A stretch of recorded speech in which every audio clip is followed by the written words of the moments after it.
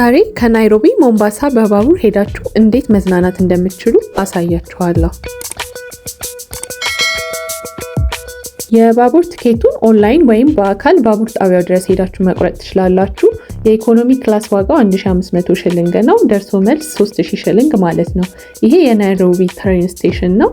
ትኬታችሁን ኦንላይን ከቆረጣችሁ እዚህ ነው ፕሪንት የምታደርጉት። አሁን ጉዟችንን ወደ ሞምባሳ ለማድረግ ወደ ባቡሩ እየገባን ነው።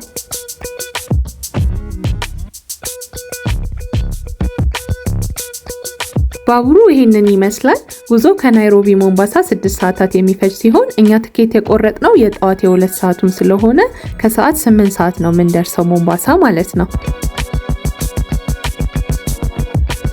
ነገር ግን ሌላ የቀን 6 ሰዓትና የማታ 2 ሰዓት ጉዞ አላቸው። እነሱን መያዝ ትችላላችሁ። እንደኔ ግን የኬንያን የተለያዩ ቦታዎች በቀን እንደዚህ እየጎበኛችሁ ለመሄድ እና ሳይመሽባችሁ ሞምባሳ ከተማ ለመድረስ አንደኛ ወይም የ2 ሰዓቱን የጠዋቱን ብትይዙ እመክራለሁ።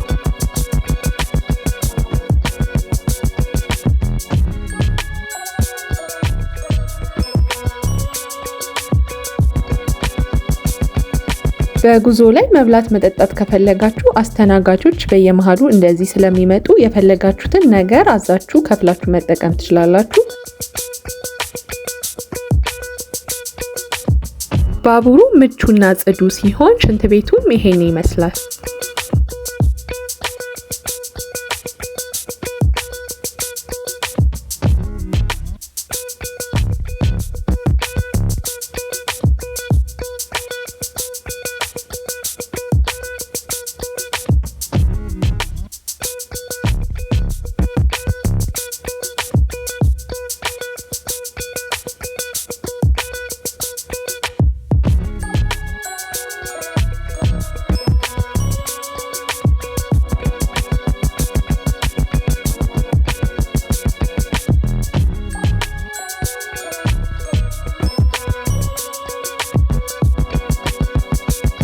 እንደዚህ የሚያምር ተፈጥሮ እያየን ከሰዓት 8 ሰዓት ሞምባሳ የባቡር ጣቢያ ደረስን።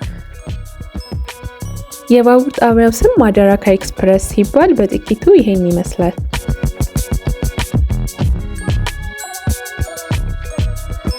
ሞምባሳ ከገባን በኋላ ቀጥታ ወደ ሆቴላችን ነበር ያመራነው። ሆቴላችን ይሄንን ይመስላል።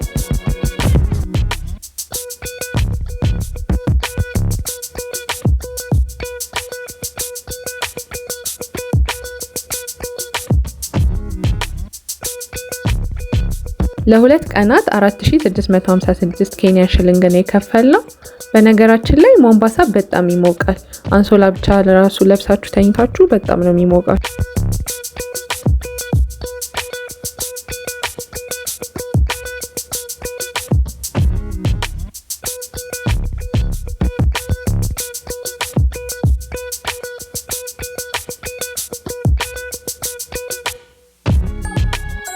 ትንሽ ካረፍን በኋላ ምሳችንን ለመብላት እዛው አቅራቢያው የሚገኝ ሬስቶራንት ሄድን።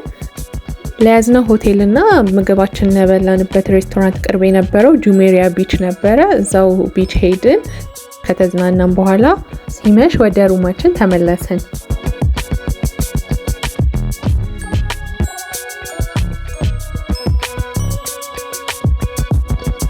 የመጀመሪያው ቀን ውላችን ይሄን ይመስል ነበር። ከዛ በሁለተኛው ቀን በጠዋት እንድትሄዱ እኔ ሰጀስት አደርጋችኋለሁ። እኛ ግን ትንሽ አርፍደን ነበር የሄድነው። ወደ ቢቹ ከሄድን በኋላ ዞር ዞር ብለን ትንሽ ጀት ስኪ ለመንዳት ሞከርን። ጀት ስኪውም 2000 ሽልንግ ነው ያስከፈለን።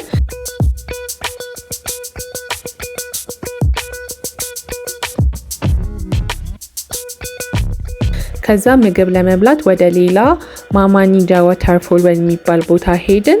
እዚህ አካባቢ ቻይኒዝ ሬስቶራንት ምሳችንን የሚያምር ቪው ጋር አንድ ላይ ከበላን በኋላ ፓርኩን ለመጎብኘት ወጣን። ፓርኩ ከባህር ዳርቻው ጋር የሚያምር ውበት አለው።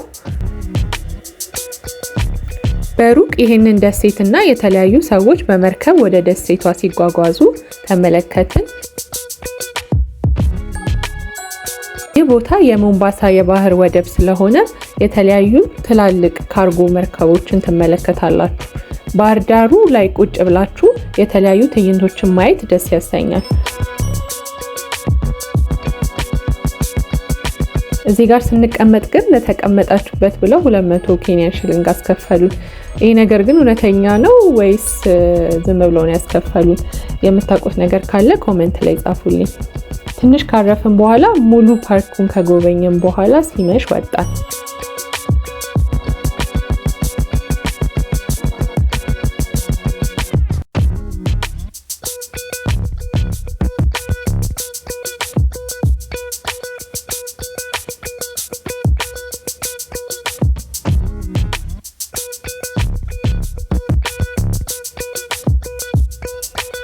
የሁለተኛ ቀን ጉዟችን በአጠቃላይ ይሄንን ይመስል ነበር። ያው ከዚህ በኋላ ወደ ናይሮቢ በቀጣይ ቀን መመለስና ከናይሮቢ ወደ ኢትዮጵያ ሞያሌ ወደብ መመለስ ነው።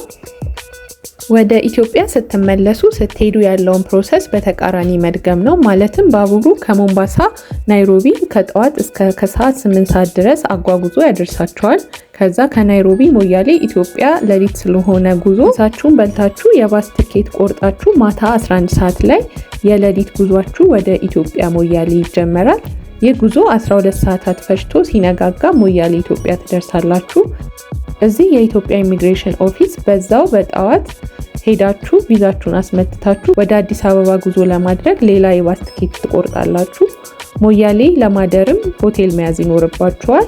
በዚህ ቀን ግን ሆቴል ስትይዙ እዛው የባስ መናኸሪያ አካባቢ ያለውን ኮኬት የሚባለውን ሆቴል ብትይዙ ይመረጣል።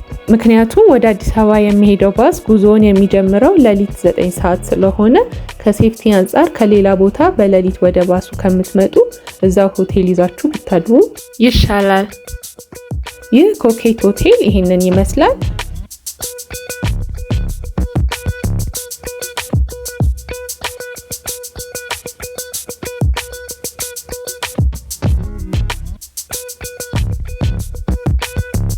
ሌሊት 9 ሰዓት ከሞያሌ አዲስ አበባ የሚሄደው የባስ ጉዞ ይጀመራል። ትንሽ ጨለማ ውስጥ እንደተጓዛችሁ ሰንራይዝ እያያችሁ መጓዝ ትጀምራላችሁ።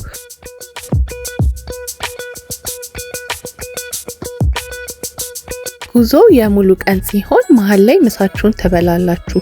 ሙሉ ቀን ከተጓዛችሁ በኋላ ማታ ከ2 ሰዓት እስከ 3 ሰዓት ባለው ጊዜ ውስጥ አዲስ አበባ ትደርሳላችሁ። የዚህ ቪዲዮ የመጀመሪያ ክፍል ማለትም ከአዲስ አበባ ናይሮቢ ኬንያ እና ሞምባሳ በ80,000 ብር ብቻ እንዴት መዝናናት እንደምትችሉ የሚያሳየውን ለማየት ቻናላችን ውስጥ ገብተው ይመልከቱ።